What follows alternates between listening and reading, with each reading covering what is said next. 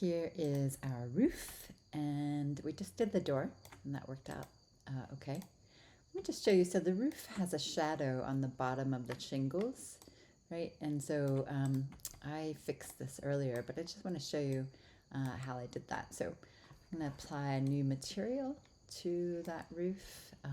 You could just do a Lampert since it's not going to be shiny.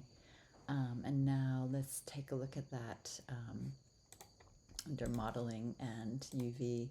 Let's open up the UV editor, or you can go up here and use the UV editor. You could do it that way. All right, so that's kind of how it looks now. Let's take a look at it if we go to create automatic and just see what it looks like.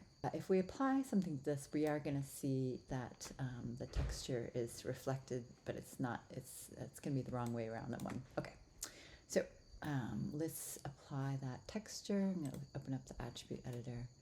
I'm going to look for that. It's going to delete its history because it's got a lot of junk in there. Okay, so Lampert 8, I can call it roof 2 because I think I already have one roof in there. I'm going to apply it as a file, and I'm going to look for the shingles. Let's use the shingles. All right, and you see that it's really, really large, and you can see the shadows in the wrong place. All right, let's just look at the large for a minute, and I'm just gonna make it 10 by 10. You can try a different size if you want.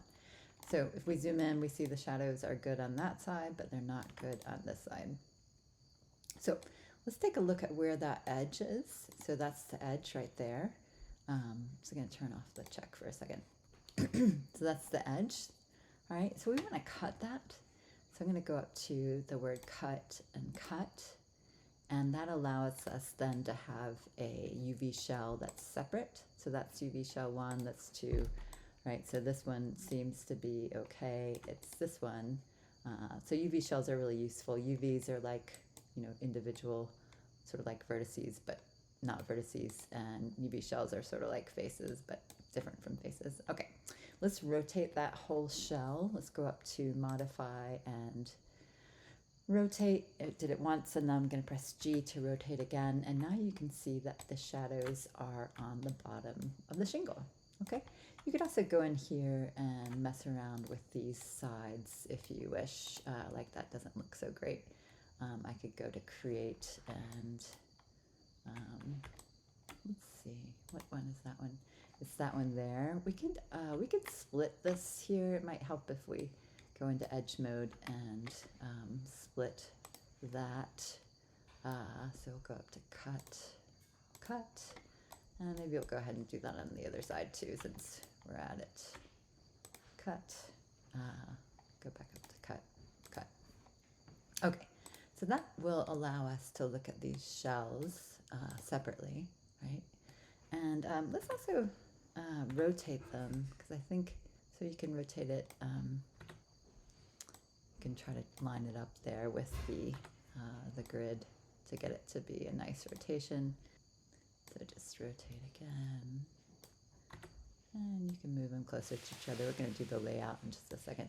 Whatever works for you to get it to rotate nicely. So they look okay, but you could take a look at those and see if you want to kind of play around with where those are positioned. You could also scale them in different ways. Just gonna make this a little smaller. Sometimes it's hard to get enough screen real estate. So those are, I think, all of my edges, right?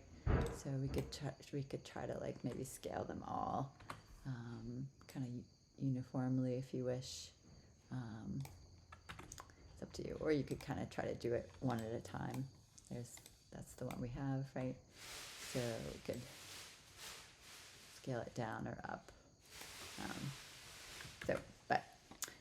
View there. These are the edges that are down here. If you want, you can also scale those to try to get them to look a certain way.